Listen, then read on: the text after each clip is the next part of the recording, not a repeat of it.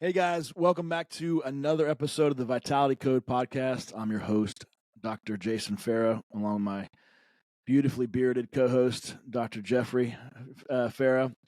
Jeff, I'm excited, man. This is going to be a good one. We had talked about previously kind of the emotional implications of hormone optimization. Golly, we talk about it all the time, actually. The emotional implications of hormone optimization, the psychology of being a patient, of being a practitioner, working with a patient, how to connect with your patients, what kind of are the elements, psychologically speaking, of successful adherence or successfully achieving patient adherence and to prescription plans and different things like that.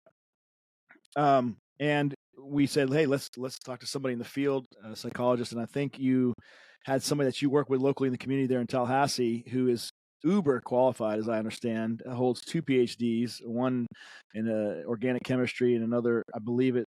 Well, I'm going to mess it up. Why don't you marriage and family. Yes. Okay. Yeah. So he's got 2 PhDs. I'm really excited to have Dr. Mike Zoda. He's got a PhD in organic chemistry and then a PhD in marriage and family from a clinical practice. So I think that that is such a unique combination that you have this strict practice of organic chemistry, and then you have this emotional side of life and having a PhD in both of those. So I would like to welcome Dr. Mike Zoda to our podcast. Welcome, Mike. Thanks. Glad to be here. I appreciate you guys. I guess I don't have a beautiful beard. I actually feel a little left You got the starter version. I just got the old guy version. Yeah, it's kind of nice. Well, it's well groomed. It's sharp. I don't have anything. I just got a little patchy stubble. Jason's never been able to grow one. I know, you guys are both showing me up. So I've known Mike for a few years now, and has been an important actor in my life from an educational standpoint. And like we talked about, Jason, Mike, I've had these conversations with how important the understanding of the emotional side of myself and the emotional side of my patients, and having a better ability to integrate those two sides has really helped me as a practitioner. And I think it's becoming more and more important in society. So some of the things I wanted to talk on or touch on with you, and specifically was, I think you may have been the first one to use this term with me, but I wanted to introduce and maybe have you elaborate the difference between an IQ and maybe an EQ and what that means for people. So as I was hearing the introduction, I was thinking probably to illustrate, I'll tell you about my story quickly, because you mentioned the chemistry to marriage and family therapy. I was 28. I was finishing my PhD. I was writing it up in organic. I'd been married. I was married for 9 months. And while I was working on my dissertation, my wife decided to take a class from FSU in Europe for 3 months. So while she was gone, I had this deep realization that I didn't particularly like organic chemistry, and I didn't know why I married her. So, yeah. And, the marriage didn't make it. I got my own counseling, and I actually sat in a counselor's office for a year and a half before I realized the sensation that I just realized I had was best described by the word anger. So it wasn't that I didn't have anger. I had almost no self-awareness. So I was kind of a brain on a stick, or the Tin Man and the Wizard of Oz. Those are very compelling metaphors. So as I started to sort of develop self-awareness, which is kind of more of it's on the cognitive side of our brain, but it's the ability to notice and read more emotional, relational dynamics and patterns. As I started to kind of notice I had this sort of other part of my brain, and then both to explore myself and how did I see the world from that other part of my brain, I realized I actually had a lot more passion for the dynamics of people's hearts, psychology, than I ever did about the functioning of molecules. So then I went back, got a PhD in marriage and family therapy. And so that's actually, so a lot of what I'm going to talk about with IQ, EQ is very much shaped out of my story, because some of the metaphors I'll give you about how I find it helpful to talk about EQ, is you hear my story, it'll be like, oh, okay, that's what's going on with you. IQ is more. There's ways you can. Scientists like to, when they study something, they tend to pull it apart. And my observation of academics, which I had a deep passion to be one, but I ended up in private practice, is to kind of pull things apart in ways that the deeper pulling apart is helpful. But sometimes you can get so many parts that, especially if you're trying to help see practical relevance, it gets confusing. So there's different ways you can pull apart the brain. The way I find it most helpful for people, so most of my experience is based on of 75,000 hours of sitting in my office unpacking these dynamics with people, is to primarily just look at it as the left and the right side. Left side, very simplistically, is primarily cognitive. Cognition is the ability to put words to experience. It's kind of got elements more of ability to math, reading comprehension. There's parts where both sides get activated, but when people more think about thinking, they're thinking more about the left side, and IQ tests would tend to focus a little more, not exclusively, but more towards the left side. So the right side is more emotions and intuition. And particularly in a relational dynamic, a lot of what predicts how relationships will go at all levels, from as deep a one as marriage and family to as important a one even, but certainly elements of more practical dynamics, is the practice of professionals.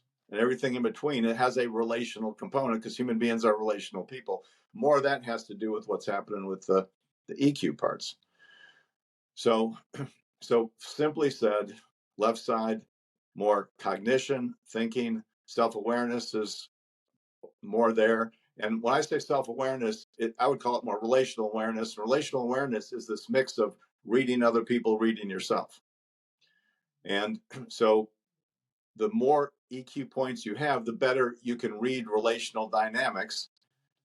But some people, especially depending on their experiences in childhood, all their ability to read relational dynamics goes out, but it doesn't go in, because different reasons you can get stuck that way, usually by childhood stuff. So a quick metaphor on that, like find the power of metaphors, is a person, got a lot of science here, so I'll go super nerdy. Starship Enterprise sitting there in deep space. The energy of the reactors either goes to the shields, that's the EQ reading out, or it goes in to kind of energy towards the reactors, which provides movement. So as conscious awareness of me knows more of these parts of my heart, what I would call the intuition, emotions, deeper dynamics of emotions or passions, that's really the kind of mover of me.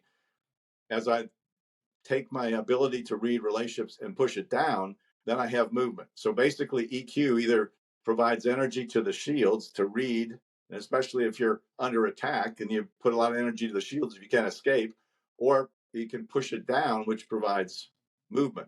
And so the better you get at this dynamic of EQ, self-awareness, that's this really combination of conscious left side awareness of these dynamics that's happening on our right side, the better you can recognize it and then learn to cooperatively work together with your left and right side of your brain, the more you can shift from shields to propulsion, and the more the propulsion that you have will actually be more directly meaningful to your experience of life, which parts of that meaningful experience actually is determined more by how it feels to the right side of our brain than the left side.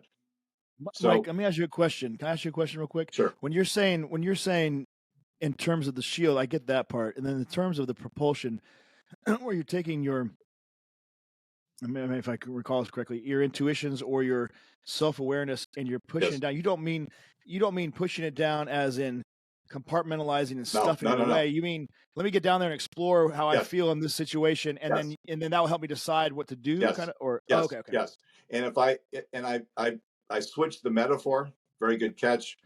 I talk a lot about cognition, the left side more like the head, emotions, intuition, the right side more like the heart. So when I say push down, what I actually mean is push towards the right side. But because, just conceptually we think head and heart, I said down, but actually in the metaphor it'd be trying to more connect. And some of the interesting evidence is that as people do that work, they're actually forming new neural pathways between the different sides of their brain. They actually are forming better abilities to connect. There's some interesting parallels about kind of how we can do things like self-awareness and work on this stuff, and actually what starts playing out in the physiology of our brain is because of the brain plasticity. I'm far from an expert on that, but I do think there's enough out there that I can say that is accurate. So yes, to your question, it's more push self-awareness to self, which is actually the right side of our brain. That Mike, did it surprise? So hearing your story is really fascinating because I think a lot of people can resonate with that because, and I'm not trying to put words in your mouth, or I'm not trying to extract from your experience what was or wasn't there. But as an observer of what you're saying, at least, you started out on one end of the field and ended up on another end of the field just as a casual observer, and I don't think there's any argument there. And you specifically said that you didn't have the self-awareness or came to find out that maybe you didn't have the self-awareness. Did it surprise you? Organic chemistry is a rigorous field. It's something that when I was looking at being when I was pre-med looking to be a med student, I was fearful of, because that was the big class you had so hard. And it wasn't as though you were in parallel specialties or entities, academic pursuits. It wasn't like, oh, I really decided I went from organic chemistry to PChem, parallel, organic, physical. No, it was, I went from organic chemistry to now something perpendicular. It just completely did. Did it surprise you when you had that realization that I want to be a marriage and family counselor? Or two parts of that. One is these levels of connecting with self. Sometimes the resolution of a question can be a moment, but the process that sets up the work to get you there to that moment takes time. So practical example, when I told my major professor in chemistry what I was thinking about doing, he said, you ought to go to medical school. You got a Ph.D. in organic, you can do the MD PhD in 2 years. If you want to do mental health, you could be a psychiatrist. The reality is I could have been a board certified psychiatrist faster than I was a marriage and family therapist. But as I started looking at these relational dynamics, I got really intrigued with not just psychology, but particularly the family therapy dynamic, which is more about systems. And there's some roots into the natural science and even information science about systems. I want to interrupt you. Can I interrupt you for a second? I'm sorry. Sure. I apologize for doing that, but I just don't want to lose this, because you said something that was really interesting. You said the question. I don't know if you recall that, but I'm wondering, was the question, who am I? Or anything like that? On the deepest level, but I wouldn't have said that. The question for me was, what I was interested in was pursuing an academic position. Okay. And so when I finished my degree, I did adjunct teaching, some research, because when you're looking at academics, you're always looking for the positions in the fall. So while I was finishing, I interviewed for a couple of positions. They weren't quite, I had some tenure track offers, which was kind of a deal. This was probably 80, 81, but I didn't feel the fit. So I'd waited into a second year, reapplied. And the next school that I was offered a position at, based on what I was looking for, which was not heavy research, I could see this was probably the best fit for me. But I was also doing this relational work and thinking more about more of these dynamic. I was still thinking as a scientist about sort of social science. So if I was going to frame your question more academically, it'd be, you went from being a natural science to a social scientist, which, natural scientists tend to kind of poo-poo social science, soft science, because it's a lot harder to do the science because you can't. Yes. That's an interesting question on why that's true. But so as I was starting to have more self-awareness and start to notice more interests and passions I was pursuing, I thought I'd want to teach, because I never really was interested in the research part, and I enjoyed teaching. But when I came back from the interview, I remember I was sitting on the plane thinking, okay, this is probably the ideal set for me for a university. And I thought, I'd enjoy teaching, but once I taught a class a couple times, I'd get how I teach it, and I wasn't interested in research. So I knew within a few years I'd be bored. And so I knew when I said the question then is, are you going to go professionally and be a university chemistry, organic chemistry teacher, or are you going to switch fields? That was sort of the question I was referring to. That was the kind of practical question, but it was being framed out of more self-awareness and starting to notice. After I noticed I was angry, I started growing in my sense of, well, what is my passion? And it didn't flip like a light switch. I just felt this growing, oh yeah, I like this more. And what was interesting is I actually was very interested in the research of this stuff. In a way, I was never interested in chemistry. So I actually was planning on still being an academic, but rather than it like a primarily D1 bachelor level school, I wanted to be in a top level Ph.D. granting, but in the study of the dynamics of marriage and family. And so some of the parts were there, but that was the content area that I was much more energized by. And that was more a growing awareness of, this is fun. I have fun reading journals on marriage and family. I never had fun reading the Journal of Organic Chemistry, even though my major professor was the editor. I published in it, but it was never fun. So passion. But how did you end up there then? How did you end up in this place where you weren't having fun? I mean, to a very high level PhD. Very good question. Because I had no self-awareness, this is back into some of the interesting dynamics that work on people, even if they don't know it. In my family therapists talk about sort of the family hero. So my mother's father, sort of German. I grew up outside Chicago, 8th grade education. There's my mother, a brother, another daughter, and another brother. Her older brother went to grad school, got his PhD in organic chemistry. He then had a career where he had a real entrepreneurial mind. So he actually, I don't know his net worth, but I know it's into the hundreds of millions. He actually owned companies that made different kind of chemical products.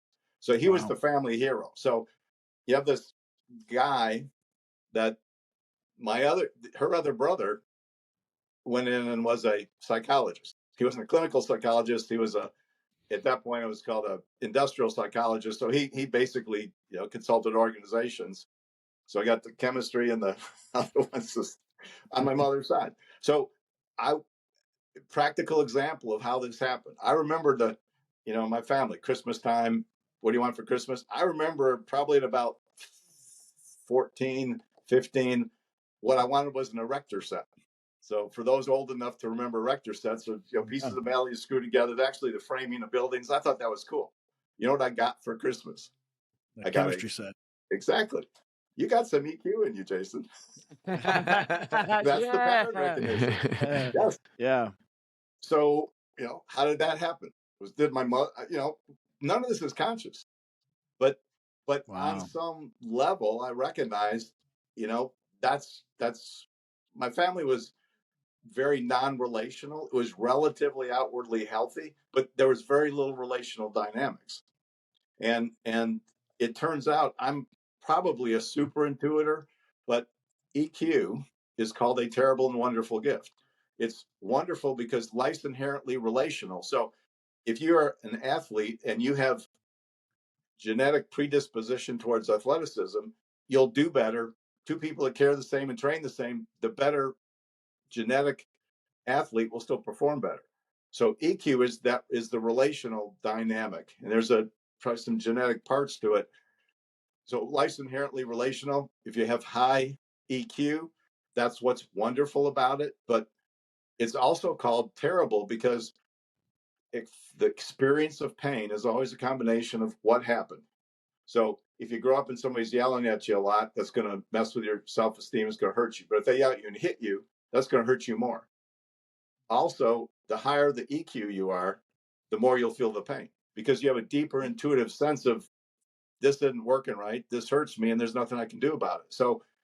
So sometimes when I work with people, and there's a very short EQ test that I like to use. Sometimes with people, if they come out on the lower side, sometimes they are literally just lower EQ. There's a bell-shaped distribution. Sometimes they're actually higher EQ that got actually more shut down by their dynamics. So I would have tested very low on an EQ test at 28. I test very high now because I worked on developing out the emotional intuitive aspects of my brain. And so that kind of makes sense. And that's and that's a really cool thing to say, or to know rather, because one spin-off thought of this that I've been wondering is, if you are self-described as poor arbiter of self-awareness, and then you became very good, can it be learned and practiced? Yes. And I guess the answer is yes, which is encouraging. I mean, yes. IQ is viewed as much more static.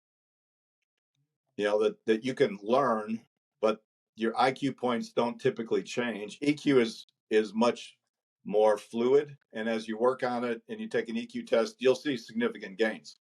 I saw a person one time in my office. We did again, it's a very easy access, simple EQ, and she scored pretty low.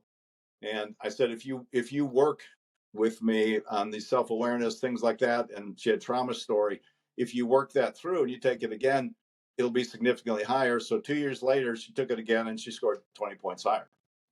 Yeah. So, Mike, that was actually one of my questions, and it's interesting that we went that direction. But I was going to ask you, as someone who has seen the value of EQ, how in however length of time, like, how do you develop the EQ? Is that like a therapy thing? Is that like specific skills? Like, tell me more about that. Okay.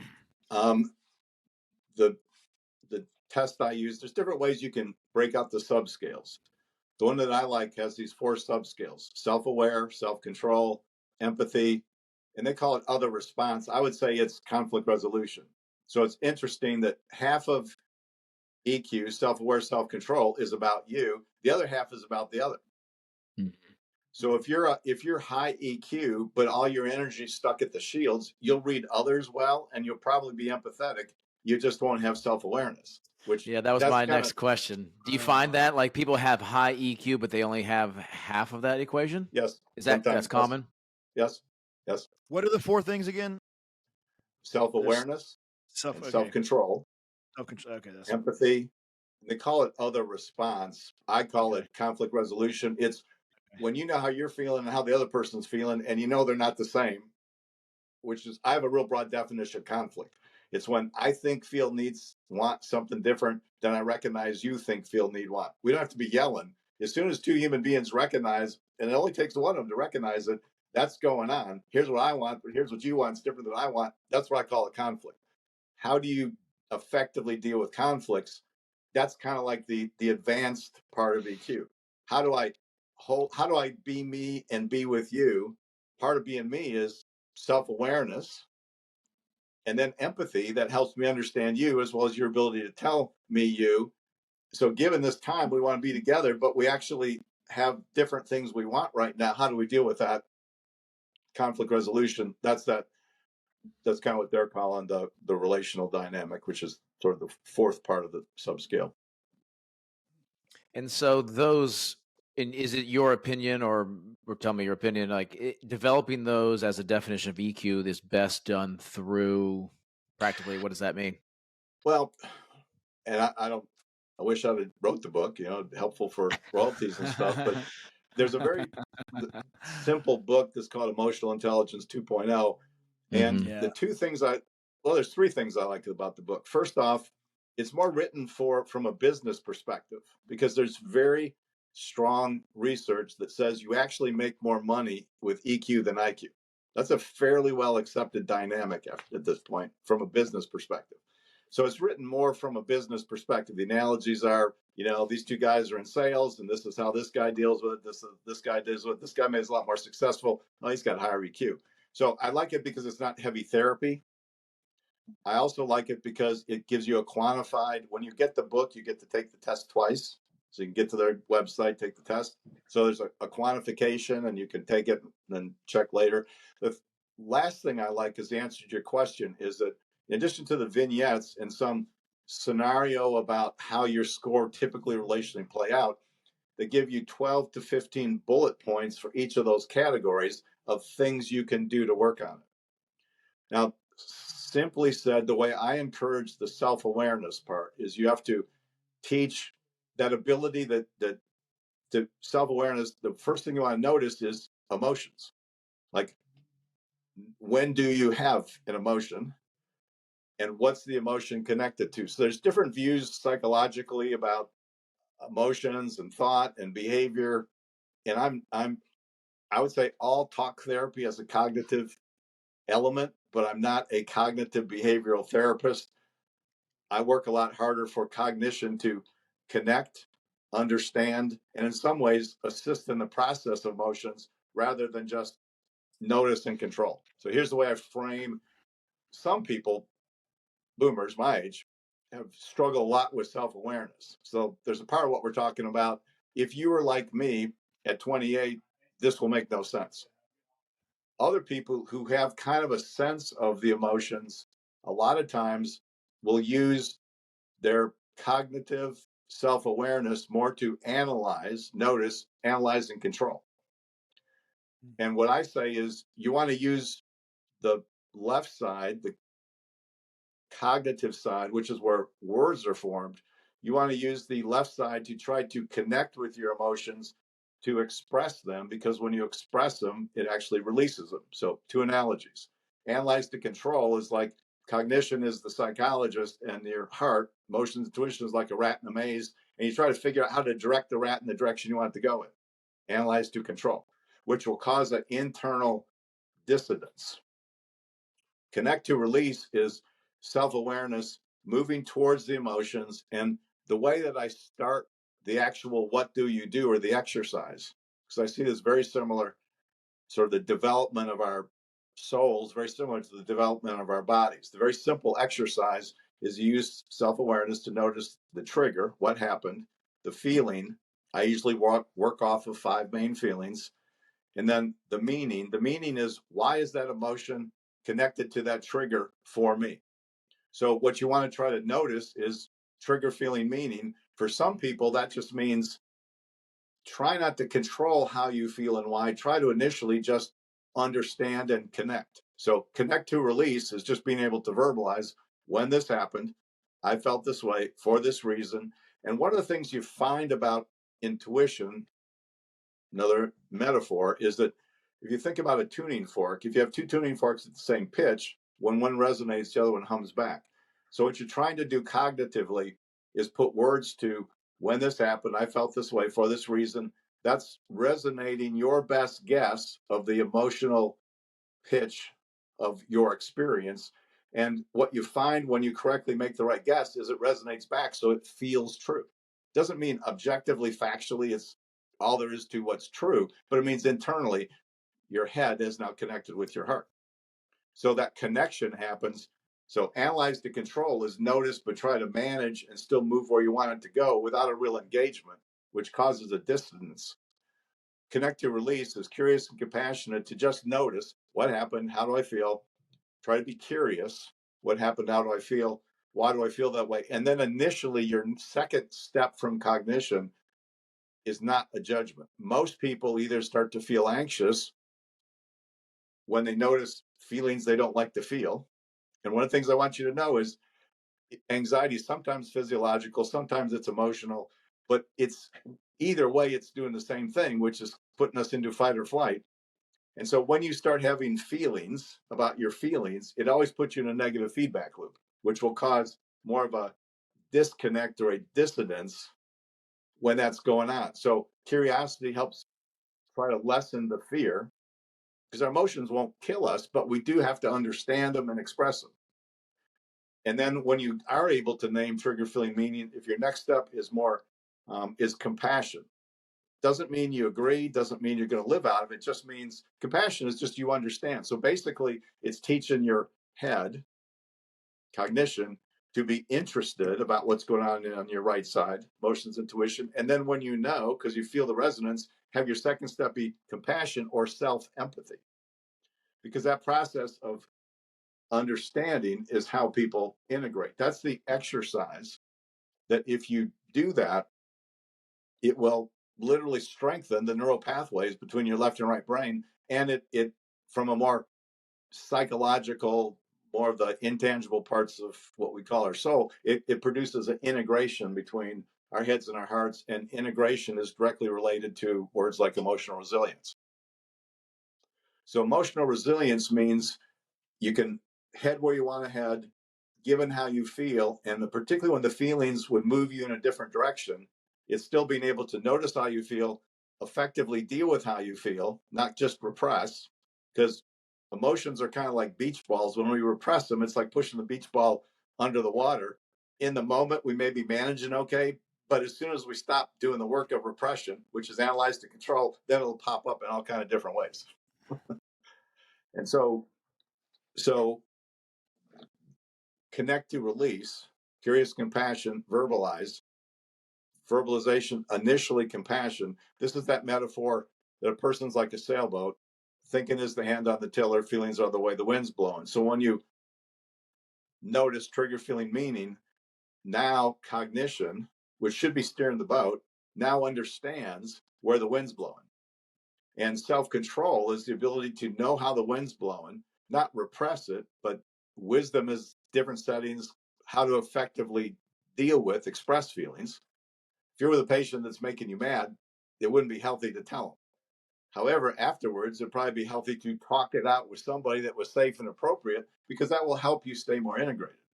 And if it's just a repression, some of the energy of that frustration is still in this side of your brain. You just aren't consciously processing it. So the emotional intuitive parts of our brain are more like the storage parts of a computer, and the left side is more the processing parts of memory. So some of what we want to do with emotional experience is, in appropriate times and situations, pull it into processing to release the energy of the feelings. So one of the pushbacks, and one of the proofs this actually happens with everybody, is PTSD. I mean, that's pretty well known. I don't have to get into exactly what it is. People understand that, but simply said, what PTSD is: unresolved real feelings, real events past. That usually, to cognitively touch, makes us so fearful that we have strong anxiety symptoms that cause all kinds of problems, because it's very hard for the processing left side parts of our brain to manage the fear, to really connect with what the experience is like. Now, the kind of pushback for people is they'll say, well, it's in the past. So, like I said, I've done this enough. I got analogies for everything. Here's the analogy. If you're old enough to remember old TVs, the big boxes, not the flat screens, the big boxes, on the back of them said, even if it's unplugged, don't touch it, because those TVs held big capacitors. Capacitors, two pieces of metal that hold electric charge. And if you touch a charged capacitor, you get a shock, even if it's not plugged in.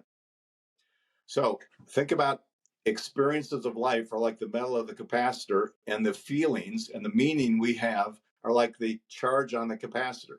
When you connect to release, you're not changing what's happened as parts of your story in your past. That we can't do that, but you effectively drain off the energy of it. And when you touch a charged memory, you respond much differently than if you touch an uncharged memory. And because of how the intuitive parts of our brain work, as we're living life, our right side is making intuitive connections. And when we connect intuitively with an experience that had a negative emotional charge, that emotional charge comes back right now. That's what post-traumatic stress is. So the classic example is the combat vet. Here's a car backfire, down on the ground looking for snipers.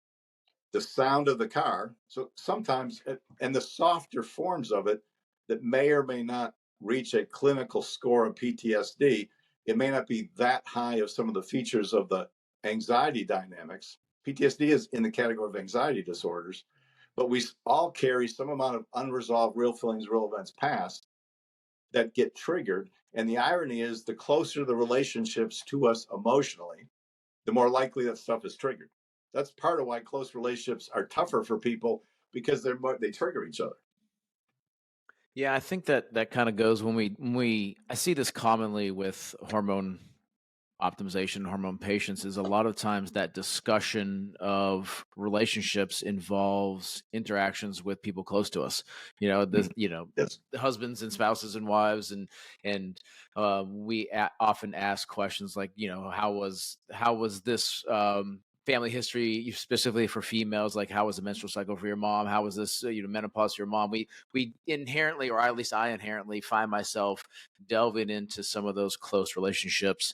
And so I see that a lot in hormone therapy. One of the things that I've noticed, Mike, is as I've made a conscious effort to become more, I don't know if you'd say emotionally intelligent, or just more of those four, becoming better versed at those four things, I seem to be experiencing what I would say as better. I don't want to say it from an overall perspective, a better doctor, but making better Yes. decisions, Yes. able to understand situations better, even from what appeared to be more of a clinical standpoint. Yes. Do you have any comment on that, or any explanation? Like, it's just, Well, remember that the EQ dynamic is about relationship, and it's very well researched that higher EQ makes you more money if that's your goal. Higher EQ will have you provide better patient care if you're a doctor, because but there's what about? information. Go ahead. I was just gonna say, like, Jason, I'd like to get your perspective on this. Like, what do you think about this? Sometimes this is a gross generalization, so I don't want to hurt your feelings, Jason, but sometimes surgeons maybe are viewed as less than ideal bedside relational manner. But I think about that as like, if you always had an emotional relationship with every patient, especially as a trauma surgeon, you're probably losing, or a lot of patients are dying. Is there some potential guarding of that from a surgeon's perspective, Jason? Would you say? Or is that talked about openly, or is that something that resonates with you? I think it's talked about openly in the field of medicine in traditional allopathic studies. Think about the famous book House of God, which subsequently had a movie made about it. But I mean, yeah, I think in medical school, the general paradigm is that you compartmentalize, and you don't become involved with your patients on that level emotionally, because that may affect your judgment. But the ironic thing that I'm learning, that I'm now, this is a fascinating discussion, and Mike, you're a brilliant guy. I'm just going to tell you right off the bat, this is the whole time I've just been like, wow. And so what now is cool is because I feel like the information that Mike has given us, I'm able to articulate this, but it's the sentiment, Jeff, that you expressed. The ironic thing is, we're not supposed to do it because it will cloud our judgment and therefore impact negatively, supposedly, the ability to treat a patient, where ironically it sounds like you're finding that it's the opposite. And I have too found the opposite. I've gotten into conversations in death and dying. I've gotten into conversations with organ donation. I mean, deep stuff, or life and death decisions, big treatment algorithms, and stuff that, I mean, and I'm not trying to toot my own horn, but I, for whatever reason, was probably higher on the EQ scale than most surgeons or people in general, for whatever reason. But I wasn't the best on the IQ scale. But I think the EQ helped me get to where I am, and the IQ was just a matter of bearing down and gritting through it, and being the guy who had to read it 6 times rather than the person who read it once and knew it. I was the guy. So it was just a matter of willpower. But so I'll give myself a pat on the back for EQ, but I'll fully tell you I wasn't I was probably on a good spot on the bell curve, but I'm not, way off on the end of it. But I know for a fact that it's helped me as a physician. And I was always the person that the nurses would be like, "Oh, can you come talk to this family because of this?" That's interesting. I was the ringer. I was always, let's bring in Farrah. I didn't have other partners tell me to come in and talk to. I mean, for just whatever reason, seemed to be able to be more attuned to that. Jason, it's funny how you said in allopathic medicine it was sort of openly talked about that that's a bad idea. In nursing school, one of the things that most frustrated me was the opposite. It's very relational, and I don't know that I would say that at least the schools that I went to did a great job of it, but they did at least mentioned it, and so you were taught to be relational to the patient, what I perceived as maybe as a backseat to the necessary IQ that I was sort of craving. But in nursing school, I would say it was almost the opposite of that, and that you were taught to be relational. And so I wonder if that has how different people kind of gravitate towards different fields. Yeah, and it was almost like, and I think the EQ part was probably sometimes shuffled off to the nurse, saying, "Oh, let the nurses deal with that, and we're just going to deal with the. We're going to come in, we're going to boop boop boop, and you know, and I don't know. I mean, I don't want to be such a, I don't want to be a purveyor of, I don't know what the word is, but I mean, there probably it'd be interesting to see what Mike thinks about this, but there probably is some gender bias back from when men were surgeons and doctors and women were nurses. I'm certain there had to be some layover or some effect on that. I mean, you know, and let the women take care of the emotions, and we're men, we deal with the important stuff. I don't know if that's true, but it seems like it could have been. It's plausible, at least in my mind. So there's something that you said about sort of the dichotomy about how do you deal with emotions as a healthcare practitioner that I think might be very interesting, because it's an illustration around how anxiety affects decision making. Or we can move more towards gender. Both of those are probably very currently relevant topics on lots of levels. So you may find the anxiety pretty interesting if I unpack that for a second. Or let's go down that. Let's go down that route. Yeah, because I have a lot of anxiety when making decisions, and I think a lot of healthcare providers do. And yes, I think it's very fascinating. So here's again the general metaphor. I like to start at 30,000 feet, then get down to, okay, what trees do I cut? General metaphor is wisdom is like a road, and there's ditches either side, and there's forces that tend to push you towards one ditch or another. And the primary force that tends to push you is this combo of fear, anxiety.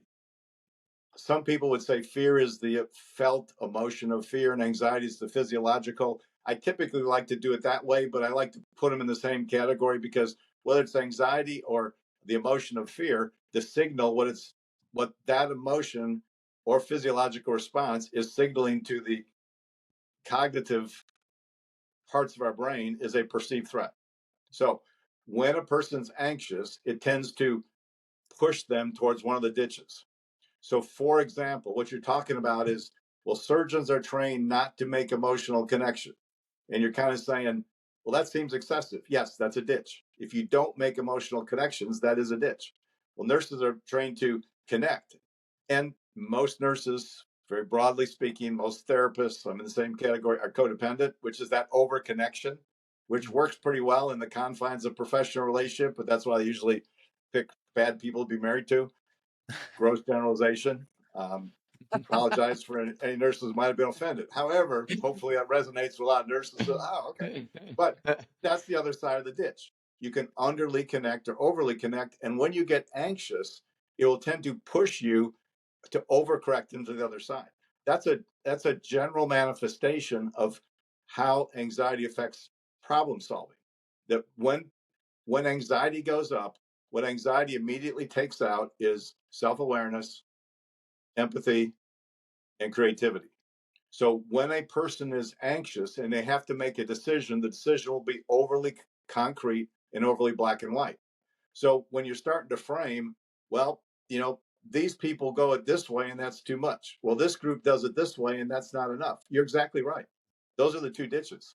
So wisdom is, yes, an ability to connect enough, given the nature of your relationship, where the patient feels the sense of understanding that empathy is, but not to overconnect, because if you overconnect, you're going to burn out. And so the fear is, especially from a medical perspective, is this is really heavy stuff. And if I overconnect, that's going to mess me up. So it pushes to the ditch of I better not. But both are ditches. Right. But the ditches are real. I mean, like you know, like burnout's real. I think I have not, Mike, it's incredible that people I've seen in, I don't know, let's call it the last year. I know it's not been completed, but let's call it the first COVID-free year after all this pandemic mess. I have seen so many healthcare practitioners come in like I've never seen before. There was always some level of burnout. I've never, just observationally, I'm not any studies or anything, and maybe there is studies out there, but the caregiver fatigue and I don't know, the disgruntled, maybe not disgruntled, but dissatisfied, the jaded. Yes. It's unbelievable, and they're all saying the same thing. And I know that I went through the same thing too. Is unbelievable. I don't know what happened, but it was like it thrust us into the ditch almost, or Yep. we didn't have the capacity to swerve ourselves back onto the road, unbeknownst to ourselves, until there came this powerful force that forced us, because it was a surge. It was a hurricane surge that nobody was prepared for, and it just, I don't know, it just did something Yes. different to this. It did something to the psyche of the healthcare givers of all. I just allied health in general. I mean, I think everybody. I'm guessing because I've seen it in all walks of life. I mean, I don't. It's just unreal. Do you I believe see that's that? very true. Yes. Yeah. And I would add another profession that's gone that way substantially is educators. Same thing's happened to teachers, especially around Yes. the depth of COVID. And it's both that mix of a very dramatic event that if you're a teacher really jacked up your kids, if you're a medical profession that overloaded the system with really acute stuff where there was a lot of uncertainty, a lot of anxiety. Right. So anxiety tends to take a system that's struggling. It's kind of like a stress test. So it really unpacks. So with the other thing I'd say on your list of medical care is just what's Interesting. happened with third-party payments and the stress around the business of medicine and all of that dynamic. So you take those things that were already there and you cook it with a high stress event like COVID. Yep. So are you saying expose the weakness of the Yeah. system? I mean, Yes. Because I always say, like, these things were always there. Yes. It just Yes. took. Is that what you're saying? Yes. Yeah, it took COVID Yeah. It was to it shine turned the on light, door. or yeah. It gave an abundance of testosterone than was needed. There you go. I like that. Good time. Let me Well, ask you this, Mike. one second, Jeff. 1 second. I just want to interrupt. Do you think it has? Do you think it showed us a lack of emotional resilience that we didn't Yes. realize was there? Okay. And I think Those are EQ points, Jason. You got good EQ in there. I think if I was a healthcare leader, I would look back and say I failed the people I serve as a healthcare leader, unintentionally, hopefully, but if looking back, what I would have done is been more in tune. I've been more self-aware and both outwardly and inwardly, and been more working on my EQ to notice as a litmus, have my litmus out all the time. What am I doing to help the EQ of the people I serve? If I'm a CEO of a hospital, and working on this and not calling it the soft science, because, and this is a perfect example of how not soft of a science this really is, because when it comes down to it, it's just harder to understand, like you said. And then all of a sudden, this just stripped it down and said, oh, okay, here it is. This is what it can decimate. It can decimate whole swaths of society to our detriment. We should all be more in touch and work on it. I'm sorry, Jeff, to interrupt you. Go ahead. But just go ahead, Mike. Because that's so important. I like to put words to people's stories. What you're feeling right now, Jason, with a sort of better understanding of how this stuff makes sense. That's what was going on with me. That's why I switched fields. This growing, this makes sense. There's something out there. I was so out of it, I didn't even know if there's something out there to notice, like my emotions. And it makes sense. That was so compellingly interesting to me. What you were feeling and describing right then is why I switched fields. Yes. And that's why I maybe the shared experience or the parallel experience with your story resonates with me. I'm sorry. I interrupted twice, Jeff. Hey guys, don't forget about me. Well, I was gonna say, like, my question, and Jason, you parlayed into it nicely without even me asking it. If we make the assumption that Jason, as a surgeon, had the risk of not feeling enough, and me as a nurse had the risk of feeling too much. Yes. Would you say then that the burnout, which I think Jason kind of just said, comes from, he has maybe just stated he had some self-regret about not feeling as much? Would you say then, I look at my story, and the reason I didn't go into the traditional allopathic field was I felt too much in my training. And I realized I can't do this in the hospital. I can't do this in the standard primary care. And I couldn't have articulated it, but I think I just felt too much, and I connected too much with my patients. And I could see that would be a bad decision, although I don't know that I could have articulated it that well. So would you say that nurses maybe burn out from feeling too much, and maybe surgeons, if we say they're on polar opposites, burn out from not feeling enough? I think they're feeling also. They're just less aware of what's going on. Less aware. So I think they will present a little bit different in how they're talking about their burnout. the nurse will actually say, I can't do this anymore. And they're crying all the time. And probably the surgeon will be stressed out. They're not sleeping and they don't care about stuff and they don't know why and they don't know what's wrong with them. But they're both feeling it. They're coming at it from the opposite perspective. That's fascinating. That's exactly what happened to me. I just tell you, that's exactly what happened to me. And I was just powering through it, and then all of a sudden I was like, and then I got angry, and I realized, and you know what? This is interesting too. I realized I was angry all the time. I look back, maybe that was what I was substituting for. I mean, the healthcare system wouldn't let me do this. I couldn't do this for my patients. On and on, all these different things. Well, do you remember what you told me when you quit? Do you remember why you quit? You called me and you're like, I'm done. I'm leaving it. And you were so mad. And I remember this. You were pissed. And what happened is, I don't know if you remember the story. You were like, and so for those of you who don't know, and I didn't really understand this, but I guess you have surgery days and you have clinical days. And you were upset to the nth degree that they kept scheduling you double days. Like you had to do surgery and clinic on the same day. And you're like, I can't do surgeries and treat my patients after the surgery for the clinical stuff on the same day. I've told you the guys that over and over. Quit scheduling those two together. And in your frustration with it, to me, it was like you weren't. It seemed to me more on the clinical side, like you weren't able to give those people their post-surgical clinical necessity of care because they kept scheduling more and more surgeries. Or even preclinical, because they come in. Oh, yes, I didn't know that. They come in for diagnoses that you then have to say I concur or I don't, and this is the surgical plan. And then it got to the point where they were lying to patients. They were just saying, oh, this came up, he was supposed, but when reality was no, we're losing so many surgeons at such a fast rate.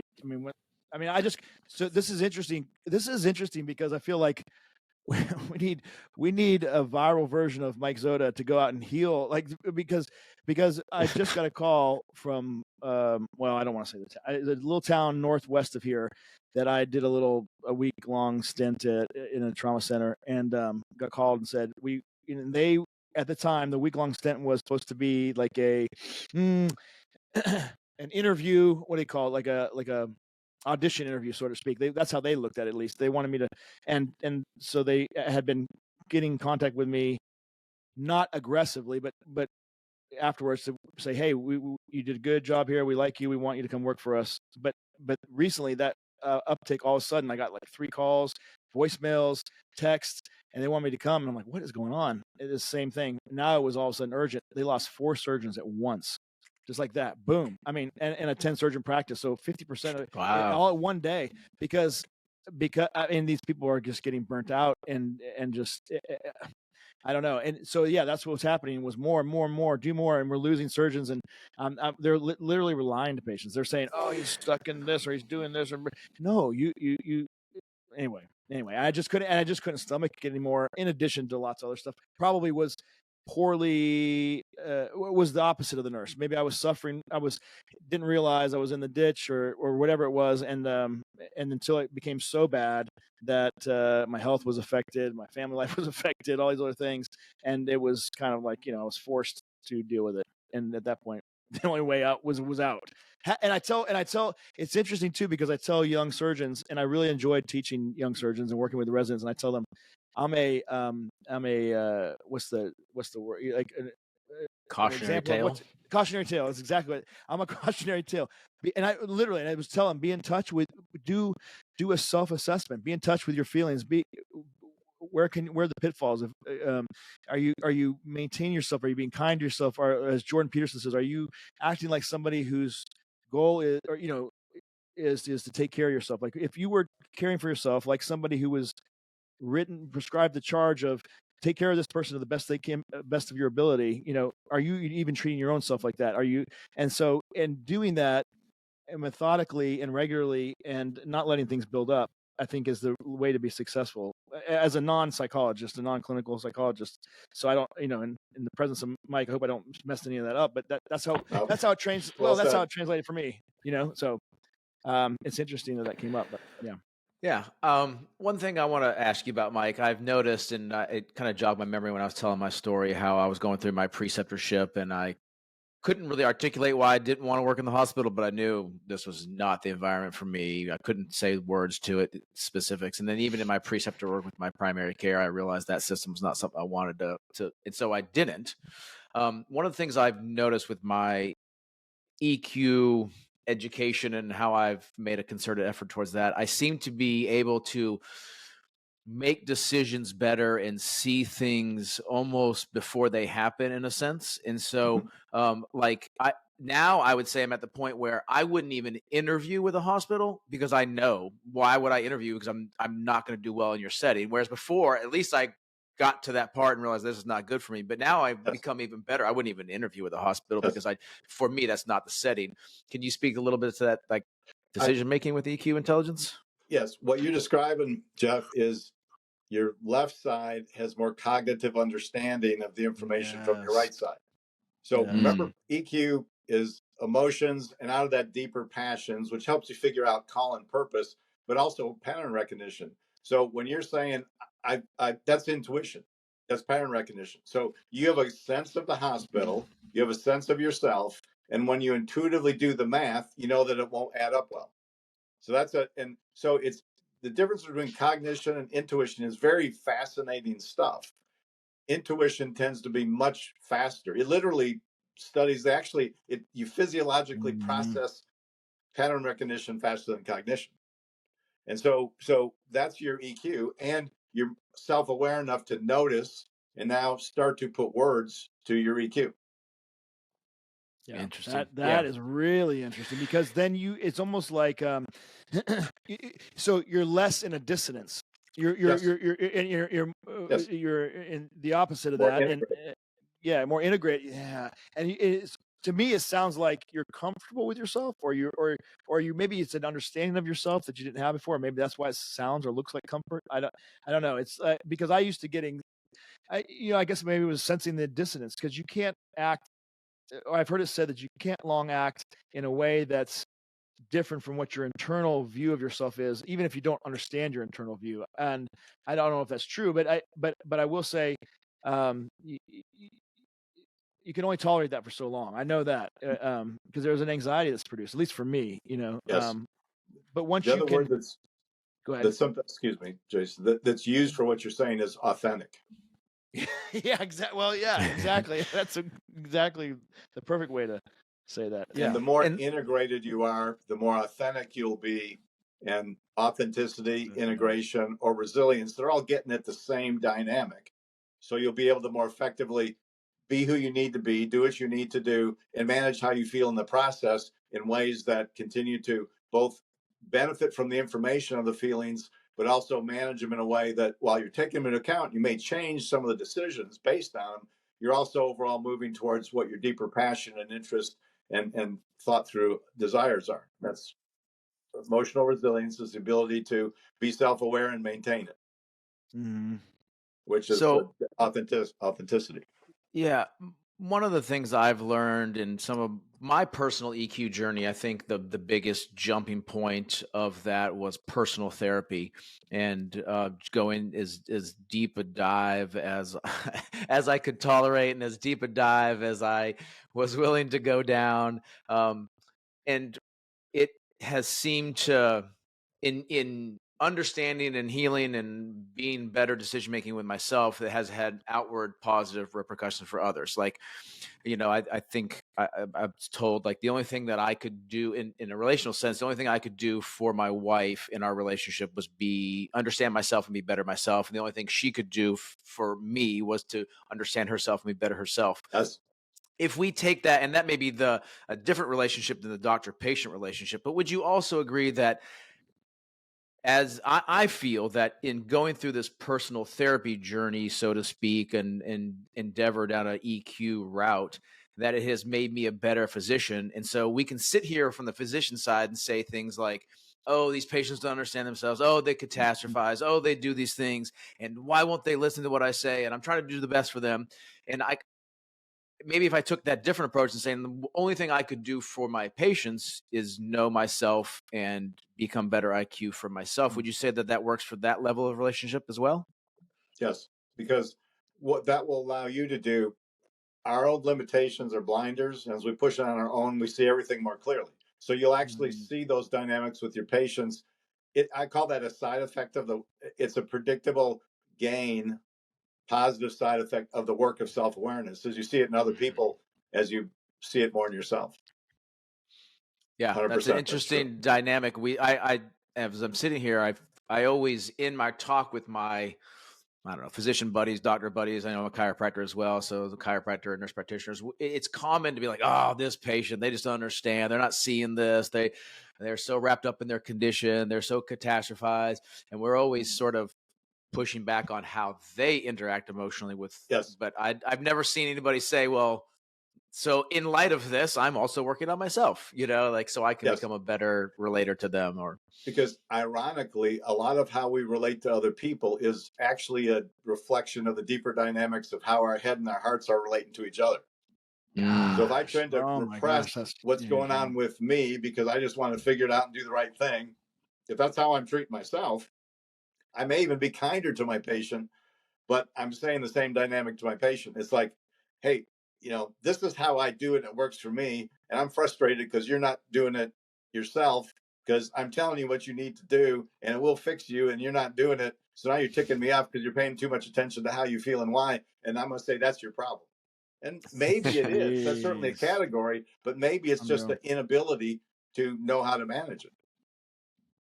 Because ultimately, emotions give information, and it's not healthy to just deny them all, but it's also not healthy to ditch. It's also not healthy to live out of them. Health, wisdom is knowing how to both effectively understand, connect, release, and then take the information they're providing to make good decisions. It's information. Yeah, that's interesting. On a side note, Mike, I'll give you Jason's address later. You can send him the bill for his therapy session today. I can see his wheels turning. He's like, "Oh, I gotta." Well, no, I was gonna say, I was just thinking, I gotta make sure at the end of this to thank Mike, because this has been he's been dropping gold, just pearls, clinical pearls, and personal. Because it was interesting when Mike was talking about growing up and getting a chemistry set, and I was sitting here thinking, holy crap, with what you just said, and it connected back to then. This whole time I'm thinking, if I'm very honest, and I'll be transparent, honest. I was, for whatever reason, that story resonated with me, my childhood, Jeff's childhood, and then I thought to my own kids, and how a parent.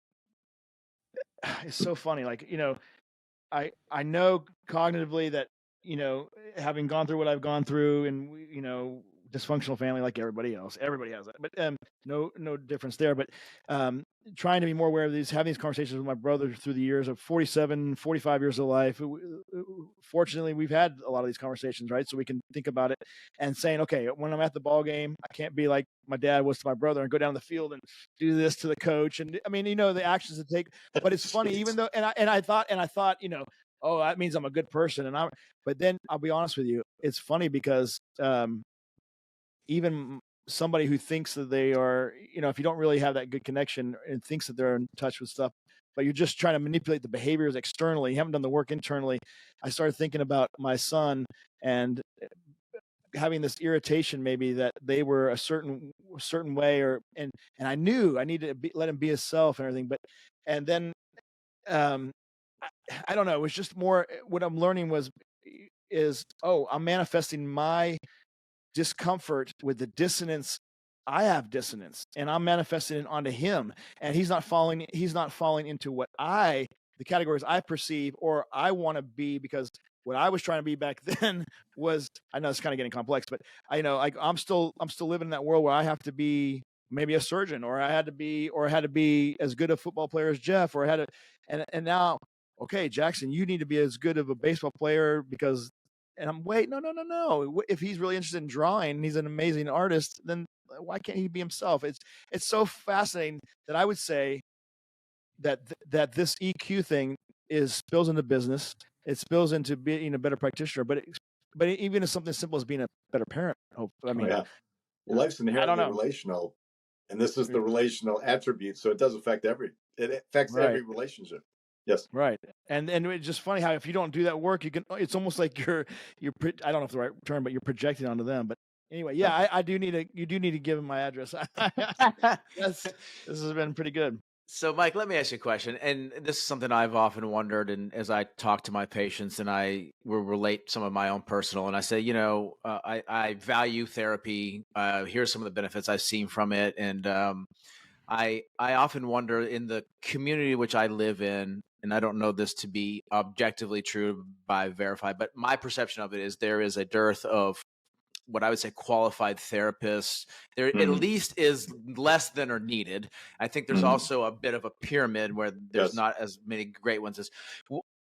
Would you say, for somebody in my position as recommending someone go to a therapist, or Jason's or another physician, is any therapy better than no therapy? Is bad Not therapy, necessarily. quote? Yeah. Not necessarily. I mean, Mm. average therapy will mostly validate your experience. And for some people, for a guy like me who had no sense of what the feelings were in the first place, that was helpful, but I had to do all the work myself. But I had enough EQ points, I figured it out. The problem with that type of therapy is the person will feel like the acknowledgement, the empathy for the feelings is literally validation of the perception. So if you have issues that you're screwing up your marriage and you tell your individual therapist, and primarily what you hear is how the spouse is all screwed up, then that's not good therapy, because you're not really understanding your part, because what only you can control is your part. So most people that are talking about therapy, when they talk about therapy that's not effective, they'll say, well, they were I liked them, or they were a good listener. But there's a dynamic that you have to be able to do. That's why my metaphor is more, therapy is more like personal training, that you're in the gym with them, helping them work out. Personal training, or if it's higher level trauma, it's physical therapy. And so it's the irony of a good therapist is self-determination. You get to decide. And I fully affirm whatever you decide is good with me, because you get to decide. However, you're also very engaged in the process of integration of things like healing in ways where they actually does bring healing and restoration, in a much of an analogy to like a physical therapist. You blew out your knee playing football. If you play football or not, that's completely your decision. I want to help your knee and your leg and your overall function of your body work better, because then you'll have more freedom to make the decisions you want. But I don't have an investment in the decisions. So most therapists would just more stay with, wow, yeah, that really hurts. Yeah. Wow. Yeah, I would not classically describe my therapy as fun, or as it was that parallel of personal training. Is I think that since I own a gym and I see it was hard work, and Yes. it was like the same sort of things that I hear people say when they go to the gym. It's hard to get there. I know I'm not as good as you. It's gonna be painful. Those are the exact same things I told Yes. myself before Yes. everything, and I was exhausted afterwards. But I was also, much like exercise, drawn back to it because of the benefit that I saw Yes. afterwards. I didn't feel it in the moment. I didn't feel it when I was doing the bench presses, but I felt it. I didn't feel it when I was doing the therapy. I felt it in my life the rest of the week. So it was not a fun, affirming experience, Yes. though. The parallels between the intangible parts of whatever we want to call the human experience, call it our soul, and our bodies are amazing, because the reality of life is transformation is always accompanied by stress and pain. So if you go to the gym and you just kind of relax on the incumbent bike and you watch a show and you do that for an hour and you come out and your heart rate really hasn't gone maybe more than about 10 beats a minute more, you really hadn't had a good workout. Because transformation is always, and people embrace that, and it makes more sense to them when it's the body. When it's the intangible parts, the irony is human beings really would prefer physical pain over emotional pain, I believe that. because it's Yeah. so terrible. So what a good therapist does is they've been on the journey enough where you can tell they know what they're doing, even in those times where it hurts, but it's still good hurt. Because if a person is actually incompetent, they can actually cause more pain.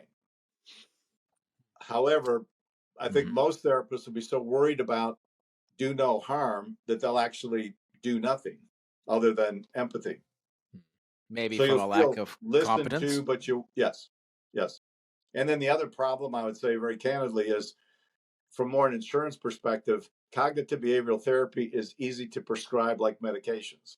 You this level of depression, this many CBT sessions. Here's the outcome-based research, which we could do a whole other podcast on why, from a two PhD perspective, I kind of laugh at what outcome research is called. But and then people do cognitive behavioral therapy, but longer term, some of the things I've seen, again, I'm not speaking as an expert researcher, but my general sense is long term cognitive behavioral therapy doesn't actually have meaningful results. So that also teaches people that therapy doesn't work. So empathy with no exercise or a primarily cognitive behavioral exercise, you may make you feel a little better in the moment, but it probably won't be what it takes to actually have some meaningful change. Would you say, so I've said this, one of those comments you just made, that, as a chiropractor, I've often said to other chiropractors and the ones that I employ, like, person's experience with the chiropractor doesn't go well. Chiropractic as a profession is bad. If someone has a bad experience with a traditional allopathic, that was just a bad doctor. Would you say that is true for your profession? If someone has a bad experience with therapy, then therapy is bad, as opposed to maybe that therapist wasn't as well trained or something? Recency bias. It's almost yeah. Interesting. Mike, let me ask you a question. One thing that we as clinicians run into a lot is certainly with hormone optimization, medical weight loss, which, obesity, is really honestly, we had a podcast and I saw a clip and I was of myself and I was saying, this is the pandemic. And I believe that that's really the pandemic. It's really a bad problem, but then it has its own emotional implications as well. And a whole host of EQ and integration things that we could talk about. But one of the things that's always frustrated myself, my brother, we had an exercise physiology PhD on the podcast. We were talking about that. Is not getting people. It's one thing to analyze a person's situation, come up with a prescribed plan that will theoretically remedy that situation, and it may consist of medicines and or lifestyle changes. But getting the person to buy into that and then do the work. Is very frustrating, very difficult for us. And we've talked about how do you actually get people to make those changes when I guess if somebody comes in for therapy, usually, well, maybe, I don't know, it depends if it's a younger person brought there by their parents, but if they're seeking it of their own accord, maybe there's different implications. But question one, do you run into problems getting people to do the hard work that we're talking about, in addition to validating the process, but then getting them to do the extra steps, the hard work to make it useful for them? Do you run into trouble doing that? And that's number one. Number two, how do you handle it, which then could maybe inform us how to handle it? Yes. Answer to the first question is yes. The answer to the second one is helping people understand and then manage ambivalence. Human beings are ambivalent creatures. Any decision you make, there's a cost and a benefit. And the irony with ambivalence, I like the wisdom of, I call them old dumb sayings, the grass is greener on the other side of the fence. So for a lot of people, especially if you don't understand emotions and aren't self-aware, when you make a decision, the decision you make, you feel the cost of that side and you see the benefit of that side. So how that feels is you made the wrong decision. And then when you go to the other side, then you feel the cost of that side, you see the benefit of that side. So that feels equally bad. And the key is being able to understand and know how to manage ambivalence. Ambivalence is like a tug of war. If I'm overweight, there are reasons I want to keep eating. There's reasons I want to lose weight. And what pure ambivalence means is when the forces that I want to change and don't want to change are perfectly balanced, then the rope doesn't move. I keep doing the same thing. I may have powerful feelings going on, but when they're equal and opposite, there's no movement. So the real key to managing ambivalence is to unpack and understand the reasons they don't want to do what they're saying. And that's why that's a practical illustration of why cognitive behavioral therapy is not helpful, because all you're doing is agreeing with this and telling them the right thing to do. Well, all that does, with the irony of ambivalence, is the more you try to will yourself this way, the stronger this side pulls back. So you still don't move and you just feel worse about it. Creates more anxiety. Yes. And there's no net vector that goes anywhere. It's just equal vectors. I mean, yes.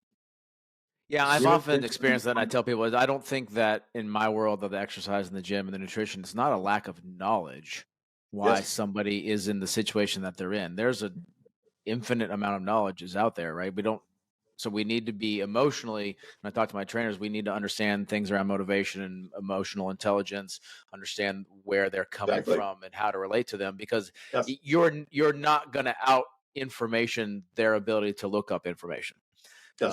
While it's still important to have an IQ, Google. and it's still, Yes. yeah, you're not going to out Google. That's interesting. Yeah. Which is why I push back on pure cognitive behavioral therapy. Yeah. So what do? You just, I mean, I know, I hear you say you got to delve into helping them understand, and you understand why, what are their barriers to change, or what is the cost that is so great that you don't want to receive the benefit, right? Right. Do you just purposely maybe lead them into that conversation and have it as part of your, okay. Yes. I would just, so that makes sense. I understand what you're saying, but also you seem to me like you're kind of stuck. Do you feel kind of stuck about this? Let's talk about the reasons that you don't want to change. The mistake is we always focus on trying to get this side to pull harder, but the harder this pulls, the harder this side pulls back. The key to dealing with that, this is the stuff that's almost kind of Zen. If this side doesn't pull as hard, you move that way and you don't actually feel like you're trying. Yes. So you can work at it from the other side of the spectrum. Right? Yes. Right. It's been, I hate to, I'm embarrassed to say it. There have been times, but it's rare the time that I've said, what are the reasons you don't want to change? That's very interesting.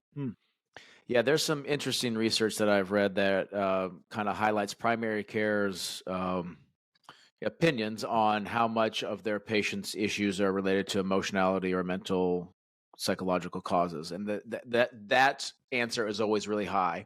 The second follow-up to that is, which is always really low, is how comfortable they feel addressing it and how much they are addressing it. Those are all both really low. So they're paying, at least in all the research I see, there's paying that it's always more than 50%, and it's always lower in the treatment side. So, and what that will directly reflect on is a poor prognosis. Ooh, right. You're right. Yeah. And the reasons that I can't remember the study. They asked why they felt, and they gave them a choice of like 10 or 11. And some of them where they just weren't trained. Some of them didn't know themselves and didn't know where to go. So there was a various host of reasons of why they didn't address it. But almost everybody agreed that it was important, but nobody was doing anything about it. Yes. Or didn't know how to realize do about it. Yeah, didn't know how. Easiest way to do is research a self-report. But if there's ways you don't have self-awareness, then some of the research, and again, we could have a whole interesting conversation on what research is, especially when you start looking at natural science, social science, but you're asking the person who may not actually know the answer to the question who's going to make their best stab at it. Right. Because there was an old view in kind of more, decades back psychology that one way that mental health was looked at is when you could both experience and understand and deal with ambivalence. That's actually kind of viewed as, because human beings are ambivalent. So being able to feel it at the same time, which for some people, they can't even do that because they get so anxious when they switch to the other side of the fence. Exactly what you said, Jeff. It's the anxiety, that being able to just understand the ambivalence. But if that's the answer to why don't I change, and a person has trouble identifying it, they're going to come up with all kinds of answers that there may be some predictability that people in that stuck place have enough commonality in their answer, but the deeper answers, because they aren't well integrated, they don't have enough self-awareness to recognize how are they feeling, why are they feeling that way, and then know how to effectively engage it. They're not integrated. So and I know this is probably not a quick answer, and I don't know what the answer is. I have personally, from a business perspective, had interactions with a therapist that was what I would view as the ultimate outcome was really negative. And so I had to cut ties with that from my patient's perspective, because of what I saw happening was patients were coming out of that worse. And it was interesting. It took a while for it to play out, but there were actually negative outcomes, which is why I kind of asked you about no therapy versus good. How would a practitioner evaluate? Is there a way, or is there a style? Is there some way to understand that? I think that the more there's an EQ and an understanding of the dynamic, the more, whether you as a referral to good therapists or somebody's listening who would be a patient, the more you can trust your sense of what's going on. And then you just ask starting point questions like, well, how do you address this? And so one of the things that's really resonating for you, Jason, is I'm explaining what's going on in a way that really resonates. Like, oh, this is making a lot of sense. And so part of it is because a lot of times, so you have some therapy actually is harmful. A big bunch won't actually make much difference and may make you in the short time feel better, but doesn't produce change. The really good therapy, which is the bell-shaped curve, which becomes less and less, it feels like personal training. It wears you out, but you know it's good pain. It's very similar to exercise. So you may not know much about exercise, and the less you understand it experientially, the longer it may take for you to understand this really feels bad. I can see the benefit, but the more you can kind of have a sense of the benefit, the faster you'll tell if the therapy is working for you. Because the other thing that happens is on the better side of therapy, but the higher EQ of the patient, a lot of times, once the abilities of the therapist, you've expended them, higher EQ people oftentimes have some benefit, but they don't get as good as they want to or could because their capacity has now reached the level of the therapist. So a lot of high EQ people know they need help, but they sit down and talk to the therapist, and they can tell a time or two or three that, you're a nice guy, and in some ways you know what you're talking about, but you're not going to help. That's interesting. Yeah, they got to have the therapist needs to be better at the craft than the person. Yes. Well, I think personal training. So you talked about a Pareto, or you talked about a bell curve of practitioners, and so now I'm gonna if I refer to somebody, I'm gonna ask them those questions. Does it feel like work? But you're getting good results, so you're coming back to, or whatever way I'm describing. You said it more elegantly, but I'm gonna also say, and the reason I'm internally having this conversation with myself is that, okay, there's a Pareto distribution like there is in everything in life, it seems like. Yes. And there's going to be these subset that's going to actually do the work. The way I'm going to check is that question that you kind of gave, and then see what their response is. And that's kind of how I'm going to see if they're actually leading to something that looks like change and getting results. And if they are, maybe that's one I'm going to continue with. And for sure, it's not just to set it and forget it. You just can't refer and just know, oh, I did the referral. Now that the work's done, that's all left. No, you kind of got to check in and see if. The most common interaction between primary cares and mental health practitioners was periodic correspondence. That's according to the research. There was very little phone calls. There was zero person-to-person interaction. It was all, which I imagine periodic correspondence was probably just asking for records, which probably. Yes. And if it is, it's not actually the physician with the therapist, it's probably his nurse.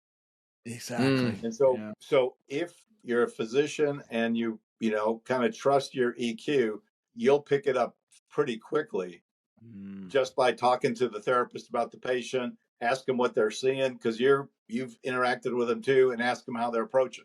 And the more what they're explaining to you makes sense, probably the better the therapist.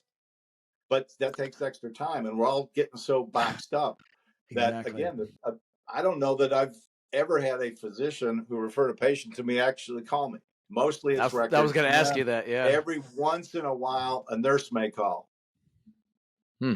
Interesting.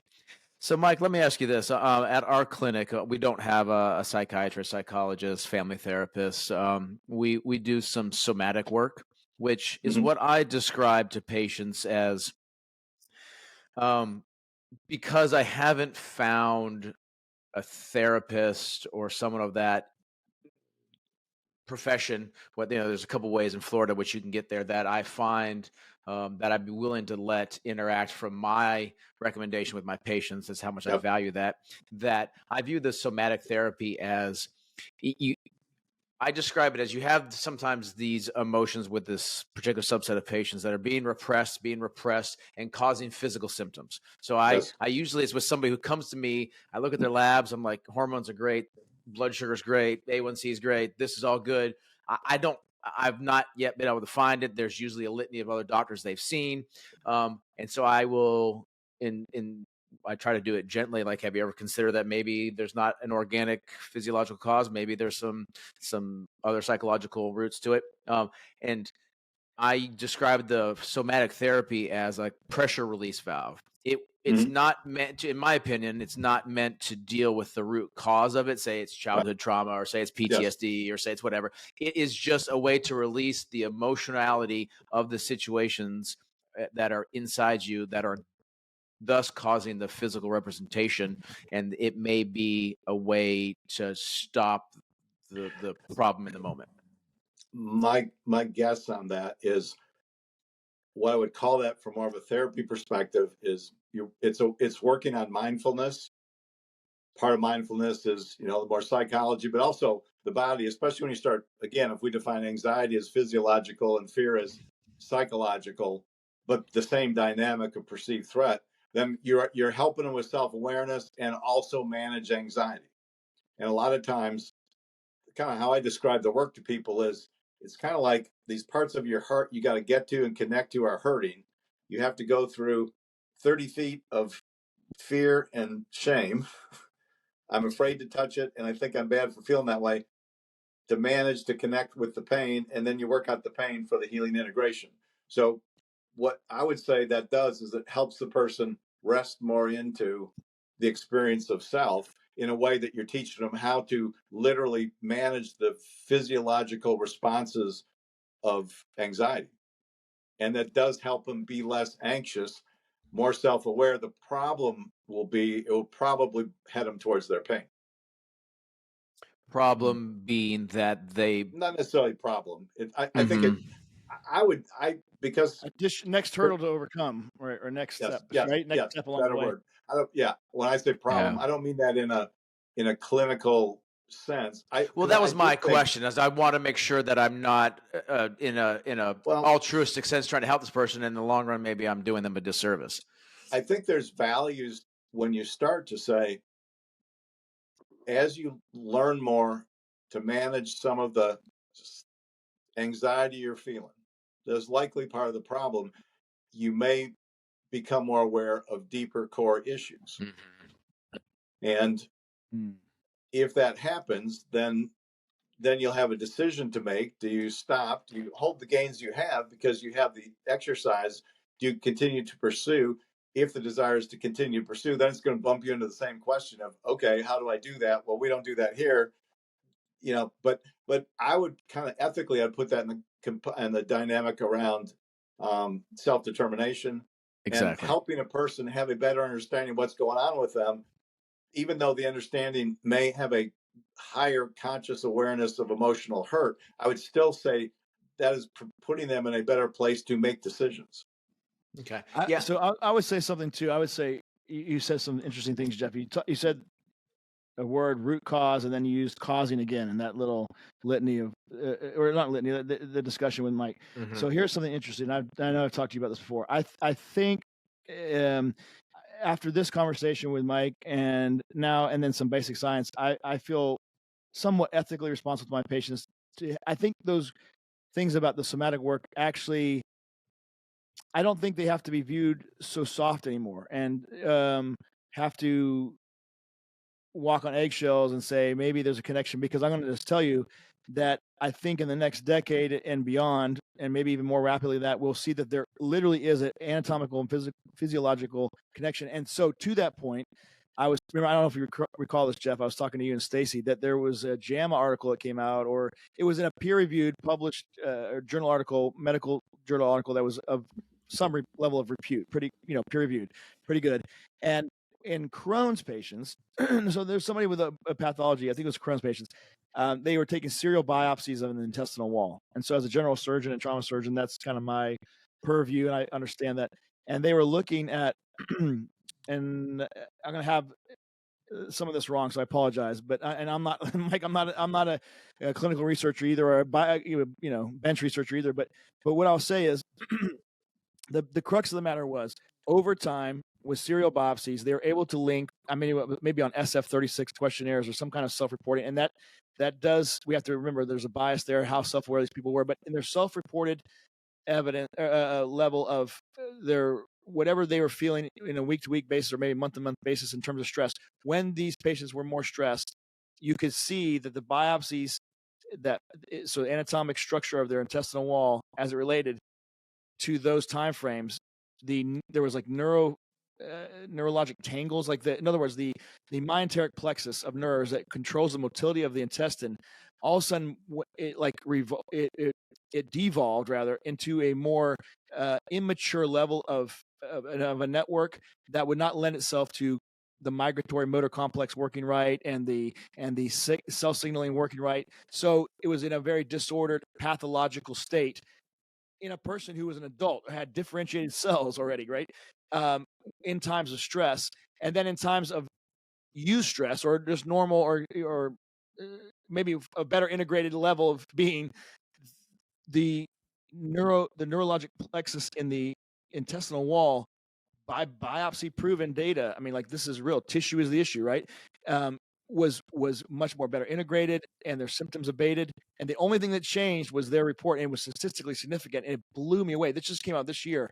I was shocked. I remember, Jeff, I don't know if you remember this. I was like, oh, I texted you guys about I got to show you that. I have yet to show you the actual article, but if you can trust me, it was unreal. I said, oh my gosh, for the first time in my life, at least, and in my level of understanding or exposure to that particular literature, I could see in real time anatomy changing, if you can believe the correlation, and there's lies, there's damn lies, and there's statistics. But I mean, it was a peer-reviewed journal article. I was like, holy moly! I think there's going to be a time in the future where practitioners have an ethical duty, if not now, to say, hey, you need to get in there and get integrated, if you want optimal health. And here's the anatomy is literally changing. So you were talking about neuroplasticity, Mike, and the way that you change, do the hard work.